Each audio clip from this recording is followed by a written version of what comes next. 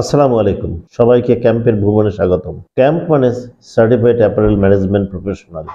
Camp দীর্ঘ পথ চলা, প্রায় 1 বছর। আমরা 6টা ব্যাচ কমপ্লিট করেছি। আমরা এই ডিসেম্বরে আবার নতুন আরেকটা ব্যাচ নিচ্ছি। এখানে মাত্র 6 সপ্তাহে 24টা ক্লাস বা 36 ঘন্টায় যে কোনো বিষয়ে ডিপ্লোমা, অনার্স বা মাস্টার্স পাস করা ছাত্রছাত্রীকে মাত্র 36 ঘন্টার প্রশিক্ষণ শেষে এবং সরাসরি ফ্যাক্টরি ভিজিট করার পরে আমরা চাকরি পাওয়ার মতো যোগ্যতা বা আস্থা বা কনফিডেন্স গ্রো করার সামর্থ্য রাখতে পেরেছি এবং ভবিষ্যতে আরো ভালো করবে বলে আমরা বিশ্বাস করি এবং সেই ভরসা, সেই আশা নিয়ে আমরা আমাদের শুরু, পথ চলা এবং ভবিষ্যৎ। আমরা বাংলাদেশে এই অ্যাপারেল শিল্পে আমরা মানুষের জীবনযাত্রার মানের একটা নতুন দিগন্তের উন্মোচন হয়েছে। আমরা অনেকেই হয়তো সেটা লক্ষ্য করি না বা ভালোভাবে ভেবেও দেখি না, অথবা সত্যি কথা বলতে গেলে আমরা নিজেদেরকে নিয়ে এতই ব্যস্ত, ভেবে দেখার সময়ও পাই না। আপনি একবার চিন্তা করেন তো, আমরা সবসময় বলি উইমেন এম্পাওয়ারমেন্ট, নারীর ক্ষমতায়ন। বাংলাদেশের প্রধানমন্ত্রী, বাংলাদেশের স্পিকার, বাংলাদেশের বিরোধী দলীয় নেতা, শুধু এরা নারী হলেই কি নারীর ক্ষমতায়ন হয়ে যাচ্ছে? ক্ষমতায়নটা কি এতই ছোট পরিসরের? বাংলাদেশে এই অ্যাপারেল শিল্পে সরাসরি সম্পৃক্ত প্রায় 6 থেকে 7 মিলিয়ন। এই 60-70 লক্ষ ওয়ার্কার বা ব্যবস্থাপনায় যারা রয়েছেন তাদের মধ্যে প্রায় 70% নারী। এই 70% নারী, তারা কিন্তু আপনার আমাদের মতো নিম্ন মধ্যবিত্ত, মধ্যবিত্ত অথবা উচ্চবিত্ত অথবা ধনী পরিবার থেকে এসেছেন খুবই কম, হাতে গোনা মাত্র কয়েকজন, হয়তো কয়েকজন উদ্যোক্তা অথবা বিশেষ বিশেষ বিষয়ে শিক্ষিত কয়েকজন কর্মকর্তা। কিন্তু একেবারে খেটে খাওয়া যারা সরাসরি সম্পৃক্ত উৎপাদনের সাথে, যেমন হেল্পার বা অপারেটর, এই 70% নারী এসেছে সমাজের একেবারে নিম্ন শ্রেণী থেকে। একেবারে নিম্ন শ্রেণী বলতে আমরা যাদেরকে বুঝাই যে মানুষের বাসায় কাজ করা ছাড়া অথবা ভিক্ষা করা ছাড়া আসলে তাদের অনেকেরই কোনো উপায় ছিল না। বাংলাদেশের 64,000 গ্রাম, এই গ্রামে অনেক কন্যা দায়গ্রস্ত পিতা থাকেন। তারা তাদের সন্তানদেরকে শিক্ষা দিতে পারেন না, অথবা যৌতুকের অভাবে বিয়ে দিতে পারেন না, অথবা অনেক বোনেরা বা অনেক মেয়েরা তালাকপ্রাপ্ত হয়ে গেছে, তাদের স্বামী নাই, হাওয়া হয়ে গেছে অথবা অ্যাক্সিডেন্টে মারা গেছে। এই সকল বিধবা, স্বামী পরিত্যক্তা অথবা কন্যা দায়গ্রস্ত পিতার কন্যা, যারা পয়সার অভাবে শিক্ষা গ্রহণ করতে পারে না, 3 বেলা তো দূরের কথা, 2 বেলা বা 1 বেলার অন্ন সংস্থান করতে পারে না, মানুষের বাসায় কাজ করে। তারা শহরে আসে, শহরে মধ্যবিত্ত, উচ্চ মধ্যবিত্ত এবং ধনী শ্রেণীর বাসায় 1 জন, 2 জন, 3 জন, 4 জন করে কর্মচারী মানে কাজের বুয়া রাখা হয় এবং তাদের কাজের গণ্ডি আপনি বা আমি কখনোই আমরা চিন্তা করি না। তাকে ঘুম থেকে উঠতে হয় সকাল 5:30টায়, বাচ্চাদের স্কুলে নাস্তা তৈরি করতে হয়, বেগম সাহেবের এবং সাহেবের নাস্তা তৈরি করতে হয় সকাল 9টায়, দুপুরে রান্না, ঘর মোছা, হাঁড়ি পাতিল ধোয়া, কাপড় ধোয়া, বিকালে রান্না, আবার সবাইকে খাওয়ানো ধোয়া, তা কাপড় চোপড় ধোয়া, আবার রাতে ডিনার, তারপর আবার সবকিছু ধুয়ে মুছে রাখা। সব শেষে 10টা 10:30টায় বেগম সাহেব অথবা সাহেব যখন বাংলাদেশের কোনো টেলিভিশন চ্যানেলের কোনো সিরিয়াল দেখেন অথবা কোনো খবর দেখেন, রাত 10টা 10:30টা পর্যন্ত লাস্ট 1 কাপ চা বা কফি বানিয়ে দিয়ে তাকে বিছানায় যেতে হয়। রান্নাঘরে একটা চাদর বিছিয়ে, স্টোরে একটা মাদুর বিছিয়ে অথবা কোনো একটা খোলা জায়গায় ফ্যানবিহীন, লাইটবিহীন জায়গায় একটা বালিশ অথবা পিড়ি মাথার নিচে দিয়ে ঘুমিয়ে থাকতে হয়। আবার ভোর 5:30টায় উঠতে হয়। সাপ্তাহিক ছুটি নাই, কারণ বন্ধের দিনগুলোয় সবাই বাসায় থাকেন। যারা চাকরিজীবী করেন বা যারা ব্যবসা করেন, তাদের হাজব্যান্ড ওয়াইফ সবাই বাসায় থাকেন, বাচ্চাদের স্কুল থাকে না, বাসায় মেহমান থাকে। সুতরাং ওই দিনকার কাজটা অন্য 2-3 দিনের কাজের সমান। মাসে কোনো ছুটি নেই, বছরে ঈদের সময় তো নাই, খুব কম সংখ্যক কাজের বুয়ারাই ঈদের সময় ছুটি পান। তারা ঈদের পরে যাবেন, বিকজ ঈদের সময় অনেক মেহমান থাকবে, বাসায় অনেক কাজ করতে হবে। অসুস্থ হলে বেতন কাটা হবে, দেরি করে আসলে বেতন কাটা হবে। খাবার বেলায় সবার খাওয়ার শেষে যদি কিছু খাবার বেঁচে যায়, অনেক সময় অনেক বেশি খাবারও বেঁচে থাকে, কিন্তু বুয়াকে সব খাবার দেওয়া হয় না। বুয়াকে নির্দিষ্ট পরিমাণ নিম্নমানের খাবারটাই দেওয়া হয় প্রথমে, এবং ওটা খেয়েই ওই 10, 12, 14, 16 বছরের একটা মেয়ে তার যৌবনের সবকিছু বিসর্জন দেন ওই মালিকের বাসায় কাজ করে, অথবা ওই মহিলাটা তার সন্তানের ভরণ পোষণের যোগান কাজের বুয়া হিসেবে কাজ করে। এই কাজের বুয়াটা, যাকে আপনারা 6,000 থেকে 8,000 টাকা বেতন দেন। শুধুমাত্র সমাজের খুব উচ্চবিত্ত জায়গায় যারা থাকেন, সবচাইতে ধনী সম্প্রদায় যে এলাকায় থাকেন, ধরেন গুলশান, বাড়িধারা, ডিপ্লোম্যাটিক জোন বা উত্তরা, ধানমন্ডি, এখানে কিছু ফরেনার থাকেন অথবা কিছু উচ্চবিত্ত লোকেরা বাস করেন, তাদের বাসার বুয়ারা হয়তো 10-12 হাজার টাকা বেতনের চাকরি পান। সাথে কোনো বোনাস থাকে কিনা সন্দেহ।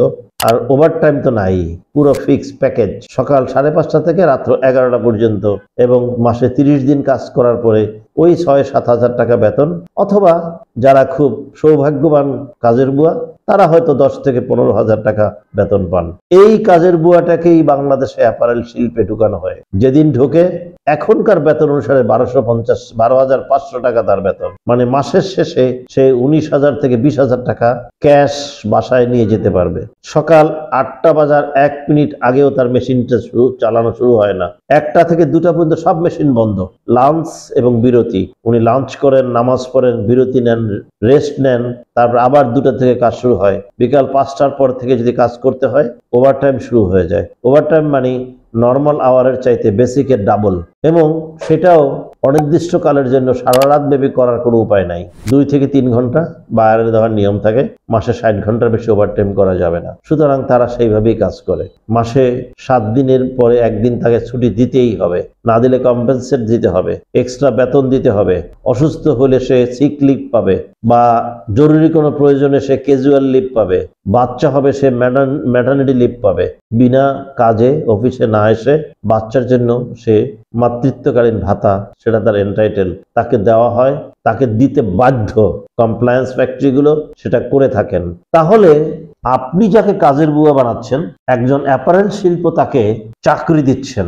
তার সন্তানরা যে বলেন আমার বাবা অথবা আমার মা গার্মেন্টস শিল্পে চাকরি করেন, বলে না যে কোনো বাসায় কাজের বুয়া। তার সামাজিক স্ট্যাটাসটা একজন প্রাইভেট কোম্পানির সার্ভেন্ট, যেমন বাংলাদেশের গভর্নমেন্টের মোস্ট ওবিডেন্ট সার্ভেন্ট থাকেন। বাংলাদেশ সরকারের যে কোনো অফিসারকে তার চাকরির দরখাস্ত থেকে শুরু করে যে কোনো দরখাস্তের শেষে তাকে লিখতে হয় ইউর মোস্ট ওবিডেন্ট সার্ভেন্ট। আপনি বাংলাদেশ সরকারের সার্ভেন্ট, আর ওই কাজের বুয়াটা একটা প্রাইভেট কোম্পানি অ্যাপারেল সেক্টরের কোনো না কোনো শাখার, মানে স্পিনিং মিল, নিটিং মিল, উইভিং মিল, ডাইং মিল, প্রিন্টিং মিল, ফিনিশিং মিল, অথবা কোনো গার্মেন্টস কারখানা, অথবা কোনো জিপার ফ্যাক্টরির, অথবা কোনো সুতা প্রস্তুত করা ফ্যাক্টরির, অথবা কোনো পলিব্যাগ বা কার্টুন ফ্যাক্টরির কর্মচারী, servant. Difference between the People's Republic of বাংলাদেশের মোস্ট ওবিডেন্ট সার্ভেন্ট আর উনিও মোস্ট ওবিডেন্ট সার্ভেন্ট একটা প্রাইভেট কোম্পানির। কিন্তু কাজের বুয়া, তাহলে বুঝতে পারেন যে বাংলাদেশের এই অ্যাপারেল শিল্পের কারণে বাংলাদেশের 70% উমেন আছে ক্ষমতায়ন। তারা অর্জন করেন, তারা আয় করেন, সংসারে কন্ট্রিবিউশন করেন, বাচ্চার দুধ কিনেন, ছেলেপুলেকে স্কুল কলেজে পাঠান। এমনকি অনেক মা বাবাকে আমি দেখেছি ফ্যাক্টরিতে চাকরি করে, এবং তাদের বাচ্চারা বাংলাদেশের নামকরা বিশ্ববিদ্যালয়ের ছাত্রী বা ছাত্র। খুবই কম বেতনে কারখানার একজন কর্মকর্তা বা কর্মচারী, বা একজন সাধারণ কর্মচারী, একজন অপারেটর লেভেলের লোক, ছেলে এবং মেয়ে দুজনেই হাজব্যান্ড ওয়াইফ একটা কোম্পানিতে যখন চাকরি করেন, তারা অনেকেই 60-70 হাজার টাকা ইনকাম করেন, এবং তারা তাদের সন্তানদেরকে বাংলাদেশের পাবলিক বিশ্ববিদ্যালয়, ঢাকা ইউনিভার্সিটি অথবা ব্রাক, নর্থ সাউথের মতো প্রাইভেট ইউনিভার্সিটি, অথবা বুয়েট এবং ঢাকা মেডিকেলের মতো বা বুটেক্স ইউনিভার্সিটির মতো জায়গায় তাদের সন্তানদেরকে পড়ান সম্ভব হয়েছে অ্যাপারেল শিল্পের কারণে। আজ যদি আমরা ওই অশিক্ষিত টিপসই দেওয়া মেয়েটার জায়গায় একটা অন্তত SSC pass, vocational training pass করা, কোনো পলিটেকনিক বা কোনো ভোকেশনাল ইনস্টিটিউট থেকে গার্মেন্টস অপারেটর হিসাবে ডিগ্রি নেওয়া একটা মেয়েকে বসাতে পারতাম, তাহলে বাংলাদেশের গার্মেন্টসের কোয়ালিটি, মানে মান, বিশ্বমানের অন্যান্য প্রতিযোগী দেশগুলোর চাইতে আরো ভালো করতে পারত। তাই আমাদের উচিত আমাদের বাংলাদেশের সকল এসএসসি পাস করা ছাত্রছাত্রীদের, অথবা যারা এসএসসি পাস করতে পারেন না, তাদেরকেও আমরা এই শিল্পের একজন প্রশিক্ষিত অপারেটর বানাতে পারি। তাহলে এই শিল্পের দুটো কাজ হবে। একটা হবে ফ্যাক্টরির এফিসিয়েন্সি বেড়ে যাবে, 2 নম্বর হবে ফ্যাক্টরির কোয়ালিটি, ফ্যাক্টরির উৎপাদিত পণ্যের মান বেড়ে যাবে।